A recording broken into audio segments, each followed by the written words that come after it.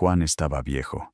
No hablo de un anciano que simplemente acumula años, sino de alguien que ha sobrevivido todo lo que debería haberlo matado. Había visto morir a Esteban apedreado, a Jacobo decapitado, a Pedro crucificado de cabeza, a Pablo ejecutado con la espada. Uno por uno, los que habían caminado con él desde Galilea, fueron desapareciendo hasta que Juan se quedó solo, el último testigo ocular de algo que el mundo todavía no terminaba de comprender.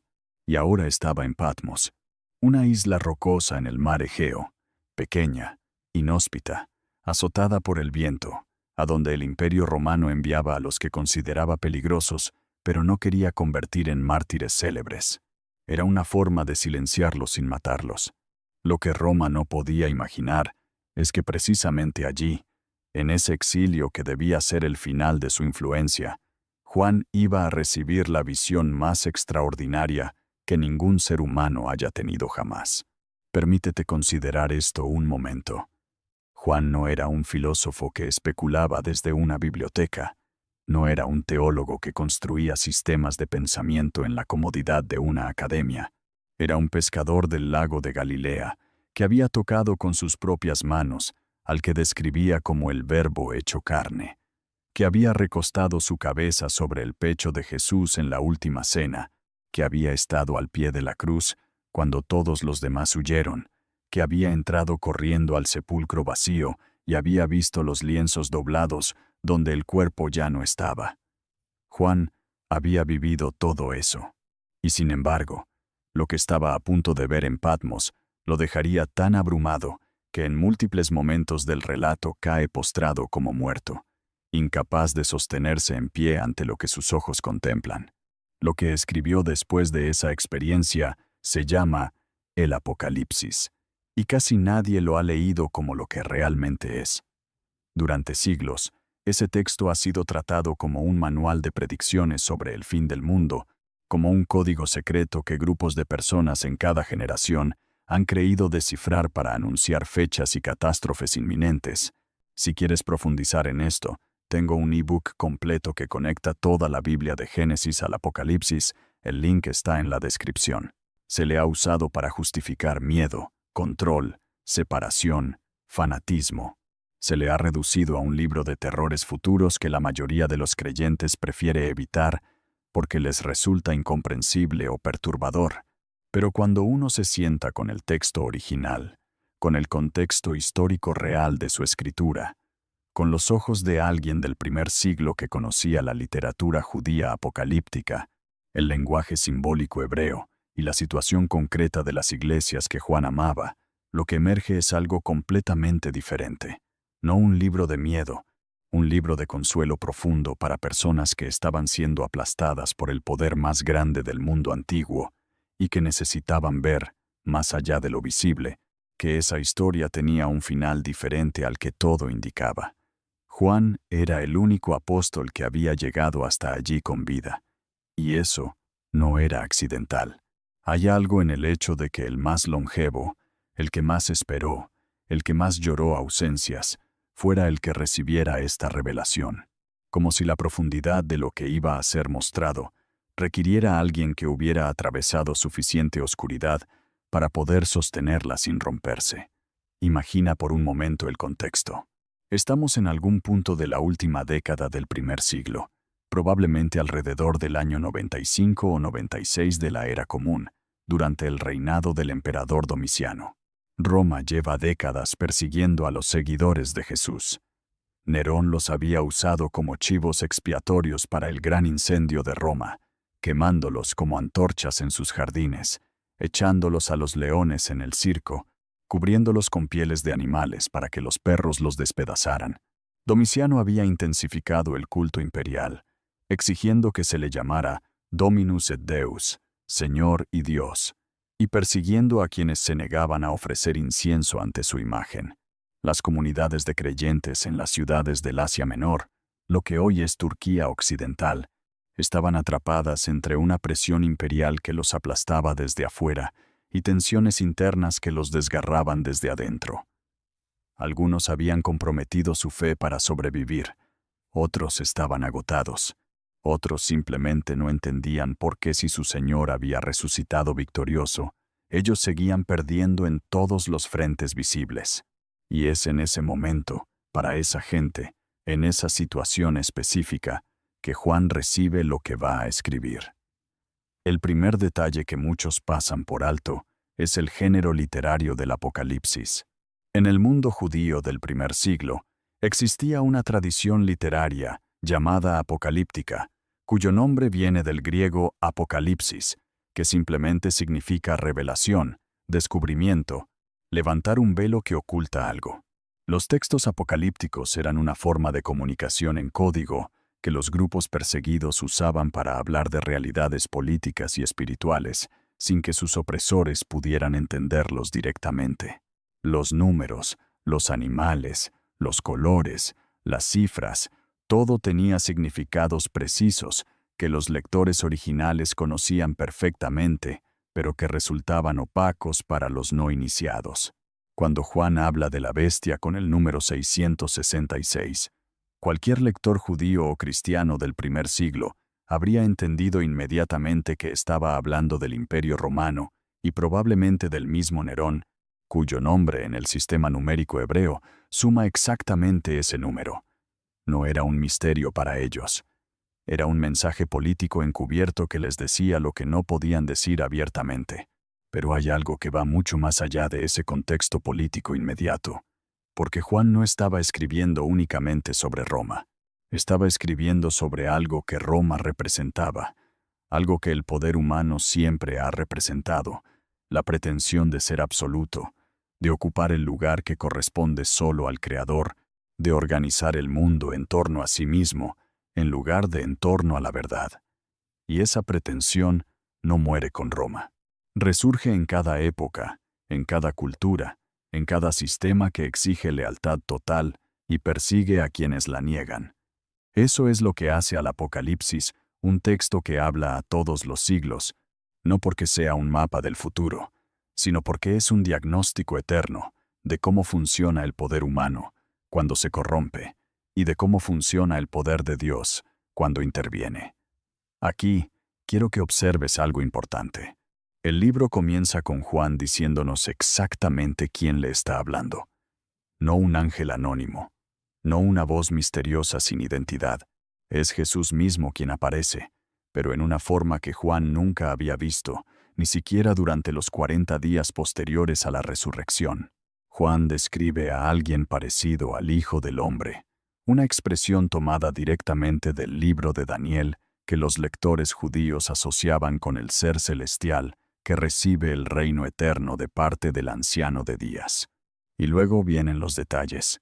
Vestido hasta los pies con una túnica larga, ceñido por el pecho con un cinto de oro, su cabeza y sus cabellos blancos como la lana blanca, como la nieve, sus ojos como llama de fuego, sus pies semejantes al bronce bruñido refulgente como en un horno, su voz como el estruendo de muchas aguas, en su mano derecha 7 estrellas, de su boca una espada aguda de 2 filos, su rostro como el sol cuando brilla en su fuerza. Cuando Juan ve esto, el hombre que había recostado su cabeza sobre el pecho de Jesús, el que había caminado con él, comido con él, llorado con él, ese hombre cae a sus pies como muerto. Y en ese contraste está uno de los mensajes más poderosos del libro. El Jesús que Juan había conocido en su encarnación era accesible, tierno, humano en todo el sentido de la palabra. Pero ese mismo Jesús, visto ahora desde la perspectiva de lo eterno, desde el lado de la gloria que la carne no podía contener, es una presencia que aplasta, que desborda toda capacidad de sostenerse en pie. Y sin embargo, lo primero que hace esa presencia es extender su mano derecha sobre Juan y decirle, «No temas». Las mismas palabras que los ángeles pronunciaban cada vez que alguien era confrontado con lo divino a lo largo de toda la Escritura. No temas. El terror que produce la santidad infinita, inmediatamente calificado por la gracia que se inclina hacia abajo. Yo soy el primero y el último, le dice. Yo soy el que vive. Estuve muerto, pero miro, vivo por los siglos de los siglos, y tengo las llaves de la muerte y del Hades. Piensa en lo que eso significa para alguien que está en Patmos por confesar que Jesús es el Señor. El imperio que lo envió allí tiene legiones, tiene flotas, tiene poder sobre la vida y la muerte de millones de personas. Y sin embargo, el que habla desde la eternidad le dice que las llaves de la muerte no están en manos del César, están en las suyas. Luego vienen las 7 cartas. Este es quizás el segmento más subestimado de todo el libro, porque muchos lectores lo leen como simple correo apostólico y se apuran a llegar a los dragones y los sellos, pero las 7 cartas son la clave emocional y pastoral de todo lo que sigue. Son el ancla humana que le da sentido a la visión cósmica. Juan escribe a iglesias reales, con nombres reales, en ciudades reales que todavía existen en el mapa: Éfeso, Esmirna, Pérgamo, Tiatira, Sardis, Filadelfia, Laodicea. Comunidades específicas de personas reales con sus fortalezas reales y sus fracasos reales. Y el tono de cada carta es diferente, porque cada comunidad está atravesando algo diferente. A Éfeso le dice que ha perdido su primer amor. Interesante diagnóstico. No que haya perdido su doctrina, ni su disciplina, ni su vigilancia contra el error. Esas cosas las tiene, pero algo esencial se ha ido. La diferencia entre hacer las cosas correctas por las razones correctas y hacerlas simplemente porque se han convertido en hábito. La ortodoxia sin amor es una forma de muerte que se disfraza de vida. Juan conoce esa trampa porque la ha visto de cerca durante décadas. A Esmirna, la iglesia pobre y perseguida, no le hace ningún reproche, solo consuelo y advertencia de que vendrá algo más difícil todavía, pero que quien sea fiel hasta la muerte recibirá la corona de la vida. Hay algo profundamente honesto en eso. No promete que el sufrimiento va a cesar. Dice que la fidelidad en medio del sufrimiento tiene un peso eterno que el sufrimiento mismo no puede destruir. A Pérgamo le habla de los que han tolerado enseñanzas que comprometen la pureza de la fe. Grupos que habían encontrado formas de acomodarse a la cultura imperial sin confrontarla directamente.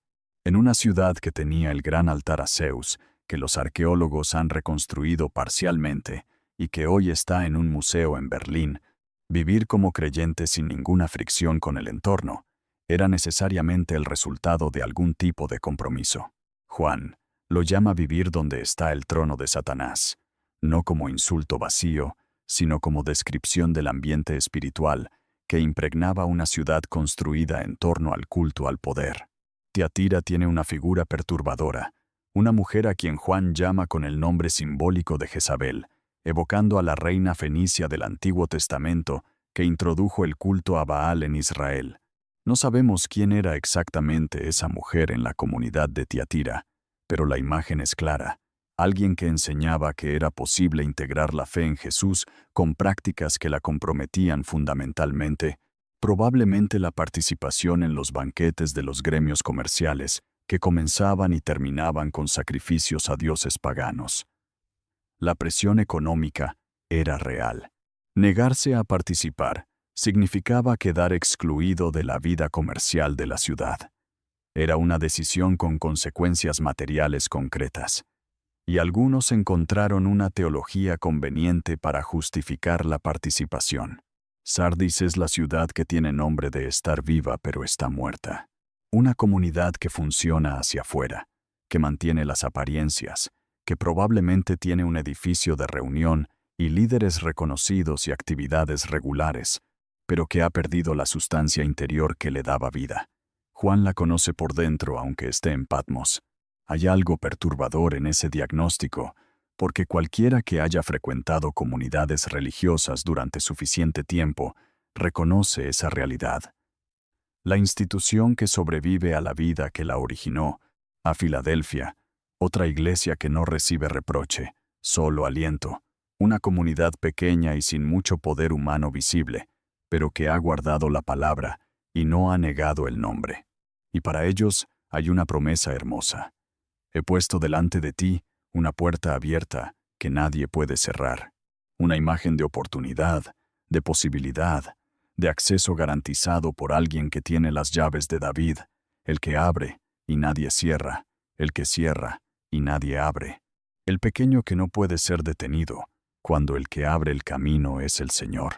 Y finalmente, la Odisea, la más conocida de las 7, la que ha generado quizás más sermones que ninguna otra. Eres tibio, ni frío ni caliente. Esta imagen se ha usado durante siglos como metáfora espiritual de la tibieza, de la indiferencia, del cristiano a medias, pero hay un contexto geográfico que le da una dimensión adicional. La Odisea estaba cerca de 2 ciudades conocidas por sus aguas. Hierápolis tenía aguas termales calientes con propiedades medicinales que viajaban por acueductos hasta áreas más bajas. Colosas tenía aguas frías y refrescantes. La Odisea, en cambio, recibía agua de manantiales que llegaba tibia, desagradable, casi nauseabunda. Los lectores originales habrían entendido la imagen de forma inmediata y visceral. No se trataba solo de indiferencia espiritual abstracta, sino de algo que provocaba rechazo físico. El contraste entre lo que decían tener y lo que en realidad eran era tan radical que producía esa reacción extrema. Y sin embargo, incluso para ellos, la invitación no es de juicio sino de apertura. Mira, yo estoy a la puerta y llamo. La imagen más íntima de todo el libro, el Señor del universo llamando desde afuera de la puerta de una comunidad religiosa que cree tenerlo adentro pero lo ha dejado afuera sin darse cuenta. Después de las cartas, viene algo que cambia completamente la perspectiva del relato. Juan es llevado al cielo, o más precisamente, se le abre una puerta en el cielo y escucha una voz que le dice, «Sube acá, y te mostraré las cosas que deben suceder después de estas». Lo que sigue es una de las escenas más impresionantes de toda la literatura sagrada, y una que solo puede entenderse en su riqueza plena si uno conoce el Antiguo Testamento casi de memoria, porque cada imagen, cada detalle, cada color y cada número está construido con material tomado de Isaías, de Ezequiel, de Daniel, de los Salmos, de Éxodo, el trono. Este es el centro de todo lo que Juan ve. No una batalla, no una catástrofe, no una destrucción, un trono. Y alrededor de ese trono, toda la realidad se organiza. Juan intenta describir al que está sentado en él, y encuentra que el lenguaje humano se quiebra ante la tarea. Usa piedras preciosas, jaspe y cornalina, para hablar de la apariencia del que ocupa el trono. Usa el arco iris, que en el Antiguo Testamento es el signo del pacto después del diluvio, para describir algo que rodea el trono con apariencia de esmeralda. Todo es luz, todo es color, todo es una realidad que el ojo humano no tiene categorías para procesar y ante la cual el lenguaje solo puede aproximarse con comparaciones, como semejante a. Alrededor del trono hay 24 ancianos vestidos de blanco con coronas de oro. Los intérpretes han debatido durante siglos si representan a las 12 tribus de Israel y los 12 apóstoles, a los patriarcas del Antiguo Testamento y los apóstoles del Nuevo, o simplemente a la totalidad de los redimidos de todas las épocas. Lo que es claro en el texto es lo que hacen. Cada vez que los 4 seres vivientes, que son criaturas celestiales tomadas directamente de la visión de Ezequiel en el río Quebar, glorifican al que está en el trono, los 24 ancianos caen postrados y echan sus coronas delante del trono. Renuncian a lo que los identifica como personas con autoridad y lo colocan ante aquel cuya autoridad hace que toda otra autoridad sea relativa. De este trono proceden relámpagos y truenos y voces. El mismo lenguaje que la Biblia usa para describir la presencia de Dios en el Sinaí cuando Moisés recibió la ley, hay una continuidad deliberada. No es un Dios diferente. Es el mismo Dios del Éxodo manifestándose ahora en dimensiones que la experiencia del desierto solo había prefigurado. Y luego aparece el libro sellado con 7 sellos que nadie puede abrir. Y Juan llora. Llora porque si el libro no se puede abrir, la historia no tiene resolución. Los muertos habrán muerto en vano. Los que esperan en el Hades esperarán para siempre. Los que fueron aplastados por el poder injusto no verán ninguna vindicación. El llanto de Juan ante el libro sellado es el llanto de toda la historia humana ante su propia impotencia para darse un sentido definitivo. Y entonces uno de los ancianos le dice: «No llores. El león de la tribu de Judá, la raíz de David, ha vencido para abrir el libro y sus 7 sellos». Juan levanta los ojos, esperando ver un león, y ve un cordero como inmolado, en pie, pero con las marcas de haber sido sacrificado. Y ese cordero se acerca y toma el libro de la mano del que está en el trono. Aquí quiero que te detengas un momento, porque este es uno de los momentos más teológicamente densos y emocionalmente poderosos de toda la Escritura. El que tiene autoridad para abrir la historia, para darle sentido, para vindicar a los inocentes y juzgar a los culpables, no es un guerrero victorioso en el sentido que el mundo esperaría. Es alguien que ganó siendo sacrificado. El poder que mueve la historia hacia su conclusión correcta no es la fuerza bruta del león, sino la entrega del cordero. Y sin embargo, ese cordero está en pie, no muerto, vivo, con las marcas de la muerte, pero en pie. Y cuando lo toma, todo el cielo estalla. Los 4 seres vivientes y los 24 ancianos caen ante el cordero y cantan un cántico nuevo que dice: «Eres digno de tomar el libro y de abrir sus sellos, porque fuiste inmolado, y con tu sangre nos redimiste para Dios de todo linaje y lengua y pueblo y nación». El precio de la autoridad sobre la historia es el mismo que el precio de la redención. No se gana por fuerza, sino por entrega, no por dominación, sino por sacrificio. Y luego la voz se multiplica, miles de miles, miríadas de ángeles uniéndose al cántico hasta que toda la creación, lo que está en el cielo y en la tierra, y debajo de la tierra y en el mar, todo lo que existe, proclama la misma cosa. Ahora viene la apertura de los sellos, y aquí es donde más gente se pierde, porque lo que ve Juan, al abrirse cada sello, parece un catálogo de catástrofes. Los 4 jinetes, el caballo blanco, el rojo, el negro, el amarillo verdoso, guerra, hambre, muerte. Y muchos han construido cronologías del fin del mundo basadas en estas imágenes. Pero permíteme preguntarte algo.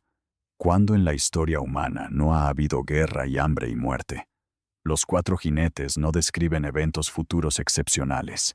Describen la condición normal de la historia humana caída. Lo que el libro de Apocalipsis está diciendo no es que algún día en el futuro pasarán cosas terribles. Está diciendo que esas cosas ya están pasando, que son la consecuencia del rechazo de la soberanía de Dios sobre la historia, y que dentro de esa realidad terrible, Dios sigue actuando, y la historia sigue moviéndose hacia un destino que el Cordero tiene en sus manos. El 5.º sello es particularmente poderoso. Juan ve bajo el altar a los que han sido muertos por causa de la palabra de Dios y por el testimonio que tenían, y claman en voz alta: «¿Hasta cuándo, Señor, santo y verdadero, no juzgas y vengas nuestra sangre en los que moran en la tierra?» Y se les da ropa blanca, y se les dice que descansen un poco más de tiempo, hasta que se cumpla el número de sus consiervos y sus hermanos, que también debían ser muertos como ellos. Esta escena no es cómoda. Es la pregunta más difícil de la fe, la pregunta por el sufrimiento de los inocentes, planteada directamente ante el trono de Dios. Y la respuesta no es una explicación teológica, es ropa blanca y un poco más de tiempo. La dignidad es reconocida, el clamor es escuchado, pero el proceso continúa, porque todavía no está completo. Hay algo profundamente honesto en esa respuesta, que no intenta disolver la tensión sino sostenerla. El 6.º sello abre una escena de terror cósmico. El sol se vuelve negro, la luna como sangre, las estrellas caen, el cielo se enrolla como un pergamino, y todos los poderes de la tierra, desde reyes hasta esclavos, se esconden en las cuevas y claman a los montes que caigan sobre ellos para esconderlos de la ira del Cordero. Porque llegó el gran día de su ira. ¿Y quién puede estar en pie? Este lenguaje cósmico de colapso de los cuerpos celestes Es tomado directamente de los profetas del Antiguo Testamento, especialmente de Isaías y Joel, que usaban esas imágenes para describir la caída de imperios y el juicio sobre naciones. No necesariamente eventos literales en el cielo, sino la imagen de que lo que parecía permanente, lo que parecía ser el orden establecido e inamovible, se derrumba ante la presencia del juicio divino. Y luego, entre el sexto y el séptimo sello, algo inesperado. Un paréntesis, una pausa. Un ángel que detiene los vientos de la tierra hasta que sean sellados los siervos de Dios en sus frentes. 144,000 sellados de las tribus de Israel. Este número ha generado más controversia de la que merece. 12 tribus, multiplicadas por 12 y multiplicadas por 1000. En el mundo bíblico, el 12 representa la completitud del pueblo de Dios, y el 1000 es el número de la plenitud, de lo que desborda la posibilidad de contar. El 144,000 no es un número literal de personas específicas, sino la imagen de la totalidad del pueblo de Dios protegido y marcado antes de que vengan los juicios sobre la tierra. Y luego, para confirmar esa interpretación, Juan ve una multitud que nadie puede contar, de toda nación y tribu y pueblo y lengua, de pie ante el trono con palmas en las manos. El pueblo de Dios no es un grupo pequeño y exclusivo, es innumerable, es universal. Incluye todo lo que Dios ha estado haciendo en toda la historia humana a través de todos los pueblos. El séptimo sello se abre y hay silencio en el cielo. Silencio, por como media hora. En medio de todo el estruendo cósmico, la trompeta de ángeles, los truenos del trono, el cántico de las miríadas, de repente, un silencio que dura media hora. Es el silencio antes del gran pronunciamiento. Es la pausa que crea la expectativa máxima. Y de ese silencio surgen los 7 ángeles con las 7 trompetas. Aquí el simbolismo del Éxodo reaparece con fuerza. Las plagas que Dios envió sobre Egipto antes de liberar a su pueblo son el modelo sobre el que están construidas las trompetas y más adelante las copas. No porque sean eventos idénticos, sino porque el mismo Dios que intervino en la historia para liberar a los esclavos de Egipto, sigue siendo el Dios que interviene en la historia para liberar a su pueblo de cualquier sistema que pretende ocupar el lugar del faraón. El lenguaje de plagas no es un catálogo de terror, sino una proclama de liberación. Las 4 primeras trompetas golpean la tierra, el mar, los ríos y el sol. 1/3 de cada elemento afectado. El patrón del tercio es significativo porque no es la destrucción total, es la señal de advertencia, el sacudimiento que debería producir arrepentimiento sin todavía ser el juicio definitivo. Como un médico que da un diagnóstico severo, esperando que el paciente cambie su estilo de vida antes de que la enfermedad se vuelva terminal. La 5ª trompeta abre el abismo, y de él salen langostas con poder como de escorpiones, pero con instrucciones precisas. No dañar la hierba, ni las plantas, ni los árboles, solo a los hombres que no tienen el sello de Dios en sus frentes. Y el tormento que producen no es la muerte, sino algo descrito como tan insoportable que los hombres buscarán la muerte y no la encontrarán. El libro de Job resuena aquí. El sufrimiento que pone en cuestión todo lo que creías entender. La 6ª trompeta libera 4 ángeles que estaban atados junto al gran río Éufrates, el límite oriental del mundo conocido para un romano, el punto desde donde amenazaban los partos, el único enemigo que había podido resistir a las legiones de Roma. Ejércitos de 200 millones que destruyen 1/3 de la humanidad, y sin embargo, los que sobreviven todavía no se arrepienten. Todavía adoran demonios e ídolos de oro y plata, y bronce y piedra y madera. Todavía no se apartan de sus homicidios, ni de sus hechicerías, ni de su fornicación, ni de sus hurtos. La dureza del corazón humano ante el juicio es uno de los temas más oscuros de todo el libro. El poder de la gracia para transformar y el poder del orgullo para resistir están en tensión constante a lo largo de todo el relato. Y otra vez un paréntesis.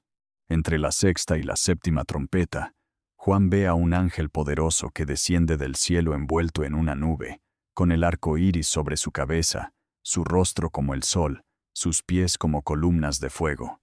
Está de pie sobre el mar y sobre la tierra, con un librito abierto en su mano, y clama con gran voz, como cuando un león ruge. Y cuando ha clamado, 7 truenos pronuncian sus voces. Pero Juan está a punto de escribir lo que los truenos dicen, y una voz del cielo le dice: «Sella lo que los 7 truenos han dicho, y no lo escribas». Esta es una de las afirmaciones más sorprendentes del libro. Hay cosas que no van a ser reveladas. Hay misterios que permanecen sellados. La soberanía de Dios incluye el derecho a no explicarlo todo, a guardar en reserva lo que solo Él necesita conocer. El libro que habla de la revelación también habla de los límites de la revelación. Luego viene algo hermoso.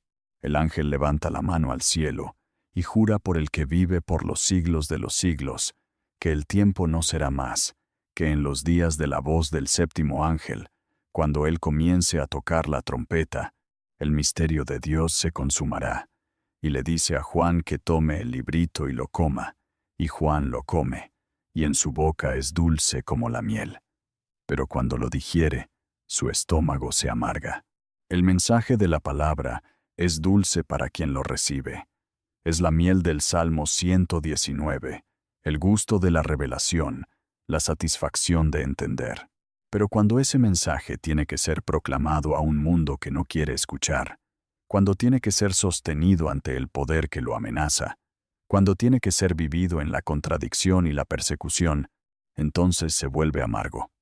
El profeta Ezequiel tuvo la misma experiencia siglos antes. Esto no es casualidad. Es un patrón que dice algo sobre lo que significa ser portador de la verdad en un mundo que prefiere la mentira cómoda. La 7ª trompeta suena finalmente, y las voces del cielo proclaman: «El reino del mundo ha venido a ser de nuestro Señor y de su Cristo, y Él reinará por los siglos de los siglos». Los 24 ancianos caen sobre sus rostros y adoran, y se abre el templo de Dios en el cielo, y es vista en su templo el arca de su pacto, el símbolo más sagrado del Antiguo Testamento, el cofre que contenía las tablas de la ley y el maná y la vara de Aarón, visible desde el cielo, no como reliquia arqueológica, sino como declaración de que el pacto de Dios con su pueblo no ha sido anulado, no ha sido olvidado, no ha sido superado por el fracaso humano. Sigue activo, sigue en el centro de la realidad desde la perspectiva del cielo. Ahora el libro da un paso atrás y ofrece una visión panorámica del conflicto cósmico que subyace a todo lo que las iglesias están viviendo. Una mujer vestida del sol, con la luna debajo de sus pies y sobre su cabeza una corona de 12 estrellas. Está encinta, en dolores de parto, y un gran dragón rojo con 7 cabezas y 10 cuernos espera para devorar al niño que nacerá. El niño nace y es arrebatado a Dios y a su trono. La mujer huye al desierto, y hay guerra en el cielo. Miguel y sus ángeles luchan contra el dragón y sus ángeles, y el dragón es lanzado a la tierra. Esta imagen ha generado interpretaciones muy diversas. La mujer representa a Israel, de quien nació el Mesías, o representa a la Iglesia, o ambos en una imagen que contiene múltiples capas de significado simultáneamente, como hace frecuentemente el lenguaje profético hebreo. Lo que está claro es que el dragón, explícitamente identificado como la serpiente antigua, el diablo, Satanás, el que engaña a todo el mundo, ha perdido su posición en el cielo y sabe que le queda poco tiempo. Y desde esa posición de derrota celestial ya consumada, ataca a los que están en la tierra, especialmente a los que guardan los mandamientos de Dios y tienen el testimonio de Jesús. Esta es una de las revelaciones más importantes del libro para entender la situación de los creyentes en el primer siglo y en cualquier siglo. La persecución no viene de un adversario que está ganando. Viene de uno que ya perdió la batalla decisiva en el cielo y que en su desesperación volcada sobre la tierra busca hacer el mayor daño posible en el tiempo que le queda. Los creyentes que estaban siendo perseguidos por Roma no estaban del lado perdedor de la historia. Estaban del lado que ya había ganado en el ámbito donde realmente se decide el resultado final. Lo que vivían en la tierra era el impacto de una derrota celestial que todavía no se había manifestado plenamente en el plano visible. Del mar sube la bestia, con 10 cuernos y 7 cabezas y diademas en los cuernos, una imagen que evoca directamente las visiones de Daniel sobre los 4 imperios y el cuarto en particular, el más terrible de todos, con sus cuernos de hierro que aplastaban todo. Roma, con su poder aparentemente ilimitado, con sus legiones invencibles, con su capacidad para extender el brazo del imperio desde Bretaña hasta Mesopotamia. La bestia recibe del dragón su poder y su trono, y grande autoridad, y todo el mundo se maravilla de la bestia, y adora al dragón, porque dio autoridad a la bestia. Nadie puede hacer guerra contra ella. Le fue dada boca para hablar grandes cosas y blasfemias, y autoridad para actuar por 42 meses. La misma cifra que aparece de otras formas en el libro, 3 años y medio, 1260 días. El tiempo simbólico de la tribulación, tomado de Daniel, que en su contexto original hacía referencia al período de persecución bajo Antíoco Epífanes, cuando profanó el templo. Un tiempo limitado, no eterno, no sin fin. Marcado por la bestia, pero también por la certeza de que tiene un límite establecido por el que tiene el control real. De la tierra sube otra bestia, la que después será llamada el falso profeta, con 2 cuernos semejantes a los de un cordero, pero que habla como dragón. Esta es la imagen de la religión al servicio del poder político. El sistema que usa el lenguaje sagrado, que imita la apariencia de lo divino, pero que en realidad está haciendo que todos adoren a la primera bestia. El culto imperial en Roma era exactamente eso.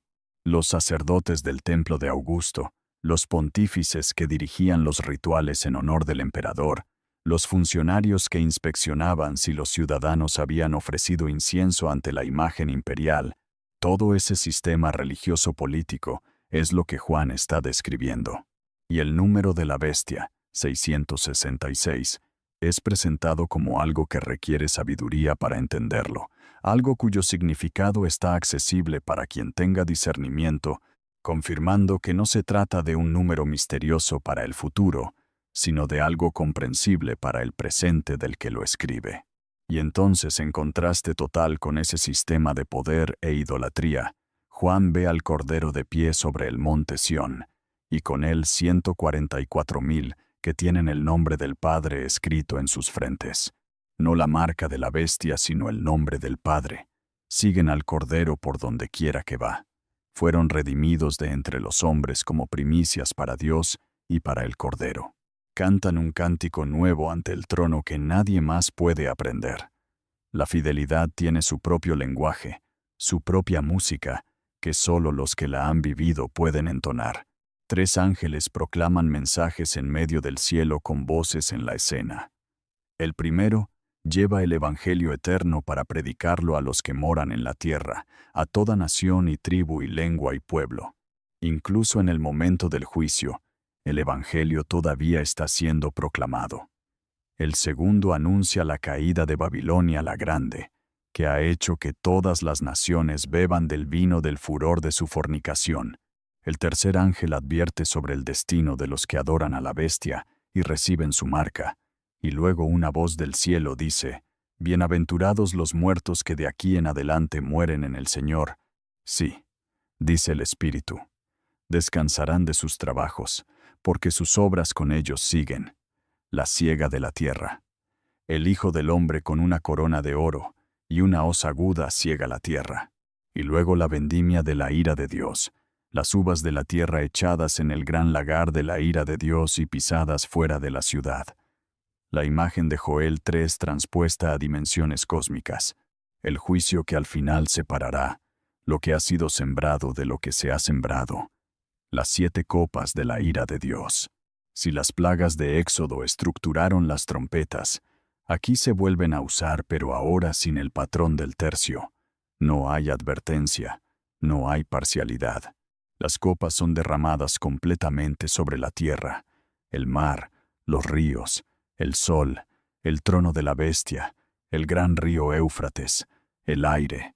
Y la respuesta de los que son golpeados por las últimas copas sigue siendo la misma que ante las trompetas. Se blasfema el nombre de Dios y no se arrepienten. El endurecimiento ante el juicio es quizás el elemento más sobrecogedor de todo el libro, porque muestra hasta dónde puede llegar la voluntad humana en su resistencia a reconocer al Creador. La sexta copa seca el río Éufrates para preparar el camino a los reyes del oriente. Y del dragón, de la bestia y del falso profeta salen 3 espíritus inmundos en forma de ranas que van a los reyes de la tierra para reunirlos para la batalla de ese gran día del Dios Todopoderoso. Y se menciona el lugar, en hebreo Armagedón, que literalmente significa monte de Megido, el lugar en Israel donde muchas de las batallas decisivas de la historia del pueblo bíblico habían tenido lugar. Josías murió allí. Débora y Barak vencieron allí a Sísara. Para un israelita, Megido era el lugar donde se decidía el destino. Juan usa ese nombre no como coordenada geográfica futura, sino como símbolo del lugar donde se decide la historia. Y Babilonia cae. La gran ciudad que había reinado sobre los reyes de la tierra, que estaba ebria con la sangre de los santos, es destruida en una hora. Y los reyes de la tierra que habían fornicado con ella lloran y se lamentan cuando ven el humo de su incendio, parándose lejos por el miedo de su tormento. Los mercaderes lloran porque ya nadie compra su mercancía. La imagen del comercio y el poder entrelazados, de la economía construida sobre la explotación y la injusticia, derrumbada en un instante. Y del cielo se escucha una gran voz de multitudes que dice, «Aleluya». La primera vez que aparece esa palabra en el Nuevo Testamento, el término hebreo de alabanza a Yahvé, pronunciado por las multitudes del cielo al ver caer el sistema que aplastaba a los débiles y corrompía a los poderosos, las bodas del Cordero. El cielo anuncia que ha llegado el tiempo de la boda, que la novia se ha preparado. A ella se le ha dado que se vista de lino fino, limpio y resplandeciente, y el lino fino es las acciones justas de los santos, no una imposición externa, sino lo que ella misma ha tejido a lo largo del tiempo con sus elecciones de fidelidad. El ángel le dice a Juan, «Bienaventurados los que son llamados a la cena de las bodas del Cordero». Y Juan se postra para adorar al ángel, y el ángel lo corrige inmediatamente. «Mira, no lo hagas. Yo soy consiervo tuyo y de tus hermanos que retienen el testimonio de Jesús. Adora a Dios». Y luego añade algo que ha pasado desapercibido para muchos. El testimonio de Jesús es el espíritu de la profecía. La profecía no existe para satisfacer la curiosidad humana sobre el futuro. Existe para dar testimonio de Jesús. Ese es su espíritu, su propósito interior, su razón de ser. El cielo se abre, no una puerta, sino el cielo mismo. Y un caballo blanco cuyo jinete se llama Fiel y Verdadero, y con justicia juzga y pelea, sus ojos como llama de fuego. Sobre su cabeza muchas diademas, vestido de una ropa teñida en sangre. Su nombre, el Verbo de Dios. Los ejércitos celestiales le siguen sobre caballos blancos, vestidos de lino finísimo blanco y limpio. De su boca sale una espada aguda para herir con ella a las naciones. Y él las regirá con vara de hierro, y él pisa el lagar del vino del furor y de la ira del Dios Todopoderoso. Y en su vestidura y en su muslo tiene escrito este nombre, Rey de Reyes y Señor de Señores. La batalla que sigue no es la batalla que uno esperaría. No hay descripción de combate. No hay estrategia militar. La bestia y los reyes de la tierra y sus ejércitos se reúnen para hacer guerra contra el jinete del caballo blanco y contra su ejército. Y la bestia es apresada, y con ella el falso profeta. Y son lanzados vivos dentro de un lago de fuego que arde con azufre, y los demás son muertos por la espada que salía de la boca del que estaba sentado en el caballo. La espada que sale de la boca no es una espada literal, es la palabra. El juicio de Dios ejecutado por su palabra, no por fuerza bruta, sino por la verdad que desnuda toda pretensión y deja ver la realidad como es. Satanás es atado y echado en el abismo por 1000 años. El número 1000 en la escuela del pensamiento hebreo es el número de la plenitud, de lo que desborda toda posibilidad de contar. Los 1000 años del Apocalipsis han generado más controversias teológicas de las que es posible resumir aquí. Milenarismo, amilenarismo, postmilenarismo. Cada tradición teológica tiene su lectura. Lo que está claro en el texto es que hay un período de restricción del adversario, luego una liberación breve, y luego el juicio final. Después de eso, el libro hace lo que ningún otro libro de la Biblia hace con tanta claridad y extensión. Describe el final, que no es un final, sino un comienzo. Vi un gran trono blanco, y al que estaba sentado en él, de delante del cual huyeron la tierra y el cielo, y ningún lugar se encontró para ellos. El juicio final. Los muertos comparecen ante el trono. Los libros son abiertos. Otro libro es abierto, el libro de la vida, y cada uno es juzgado según sus obras, conforme a lo que estaba escrito en los libros. La muerte y el Hades entregan los muertos que había en ellos, y la muerte y el Hades son lanzados al lago de fuego. Esta es la muerte segunda, y el que no se halló inscrito en el libro de la vida es lanzado al lago de fuego. Y luego, después de todo ese juicio, lo que Juan ve no es un paraíso etéreo en algún lugar incorpóreo. Vi un cielo nuevo y una tierra nueva porque el primer cielo y la primera tierra pasaron y el mar ya no existía más. La renovación de la creación, no su aniquilación. La restauración de lo que fue corrompido, no su sustitución por algo completamente diferente. Lo que fue creado bueno en el principio y fue dañado por el pecado, es transformado y renovado, no desechado. Y la ciudad santa, la nueva Jerusalén, desciende del cielo de Dios dispuesta como una esposa ataviada para su marido.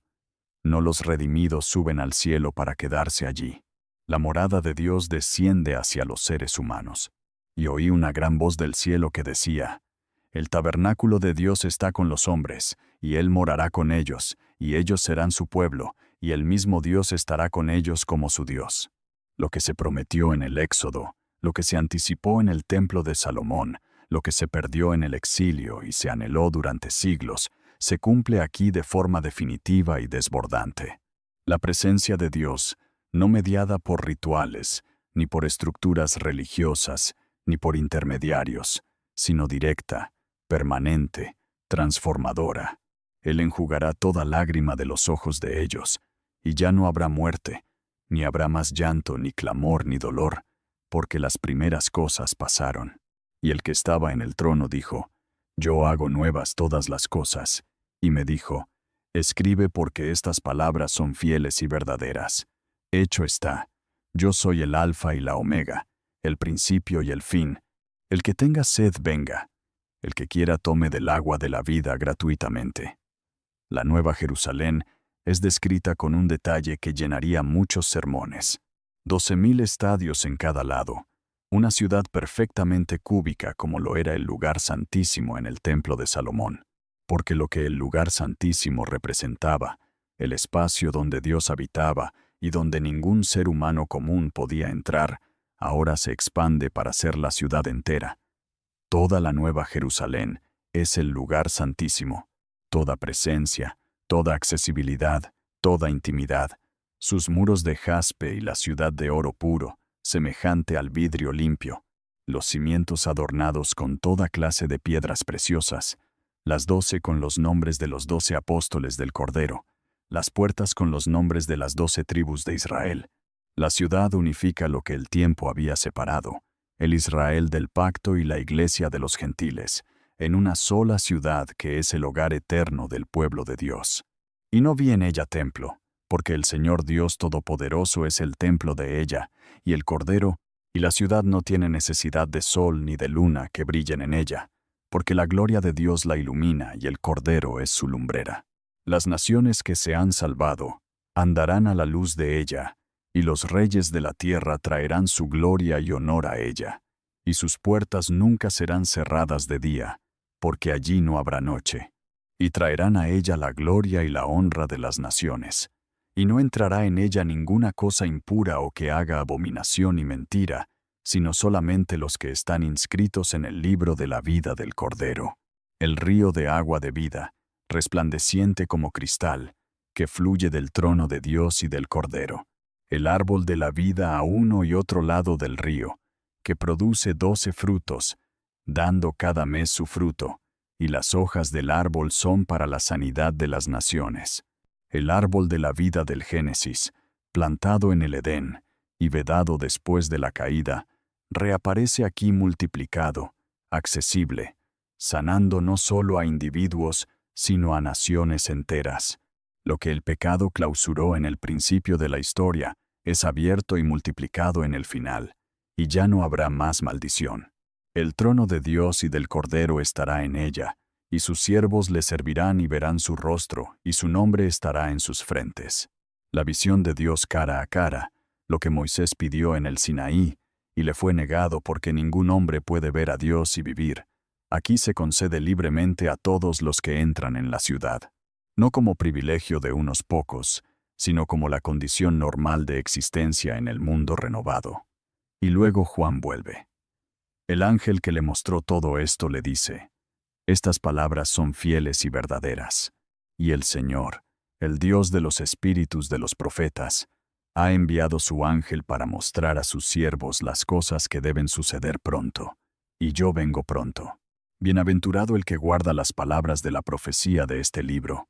Juan de nuevo se postra para adorar al ángel. De nuevo el ángel lo corrige. Adora a Dios. No me adores a mí que soy tu consiervo. Y luego, casi a modo de conclusión que no quiere ser conclusión, el libro multiplica las voces. El espíritu y la esposa dicen: ven. Y el que oye diga: ven. Y el que tiene sed, venga. Y el que quiera tome del agua de la vida gratuitamente.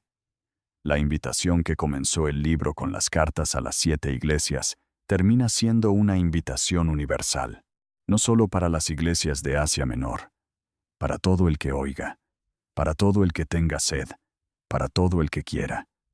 Y el que da testimonio de estas cosas dice: sí, vengo en breve.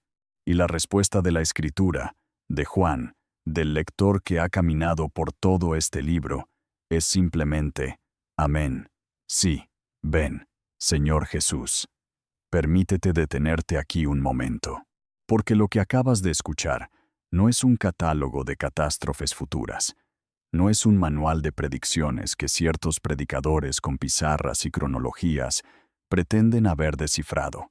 Es la carta más profunda de amor y resistencia que jamás se haya escrito para personas que estaban siendo aplastadas y que necesitaban ver, más allá de lo visible, que su historia tenía un guardián, que la bestia que parecía invencible ya había sido derrotada donde realmente importaba, que el cordero que había sido sacrificado era el mismo que sostenía las llaves de la muerte, que el tiempo del adversario estaba contado, aunque todavía no hubiera terminado, que las lágrimas que lloraban no eran el capítulo final, sino el penúltimo. Juan escribió este libro desde el exilio, desde la isla donde Roma lo había enviado para silenciarlo. Y lo que escribió desde ese exilio se ha leído en cada generación donde el poder del mundo ha intentado aplastar a los que se niegan a adorarlo. Se leyó en las catacumbas de Roma. Se leyó en los campos de concentración durante el Holocausto. Se lee hoy, donde los creyentes enfrentan presión y exclusión por lo que creen, no porque sea un mapa del futuro, sino porque es el testimonio eterno de que el futuro está en manos del Cordero, y no de ninguna bestia, por poderosa que parezca. El único apóstol que sobrevivió a todos los demás, el único que no fue martirizado con violencia, sino consumido lentamente por el tiempo. El que había estado más cerca de Jesús durante su vida terrena, y que fue el último en quedar, como si la profundidad de lo que iba a ver requiriera no solo la cercanía al Maestro, sino también la capacidad de haber sostenido esa cercanía a lo largo de décadas de pérdidas y esperas y silencios de Dios que duraban demasiado. Juan vio lo que ningún otro apóstol vio. Vio el trono, vio al Cordero, vio la ciudad que desciende, Vio las lágrimas enjugadas. Vio el árbol de la vida multiplicado y accesible. Vio el nombre del Padre escrito en las frentes de los que habían sido fieles. Y lo que escribió no es principalmente un libro sobre el futuro. Es un libro sobre cómo vivir en el presente cuando el presente duele, cuando el poder aplasta, cuando la espera se extiende demasiado y el final tarda en llegar. La palabra que Juan recibió en Patmos es la misma palabra que sigue llegando a todo aquel que tenga oídos para oír. El espíritu y la esposa dicen, ven, el que tiene sed venga, el que quiera tome gratuitamente del agua de la vida. Esa invitación está tan viva hoy como lo estaba cuando Juan la escribió con la tinta que probablemente le temblaba la mano, maravillado todavía por lo que había visto, intentando encontrar palabras para lo que el lenguaje humano apenas puede rozar. Y la respuesta sigue siendo la misma que cuando Juan cerró el libro. Amén. Sí, ven, Señor Jesús. Y si este video te ayudó, no te vayas sin ver lo que tengo en la descripción. Creo que va a cambiar la forma en que lees la Biblia para siempre.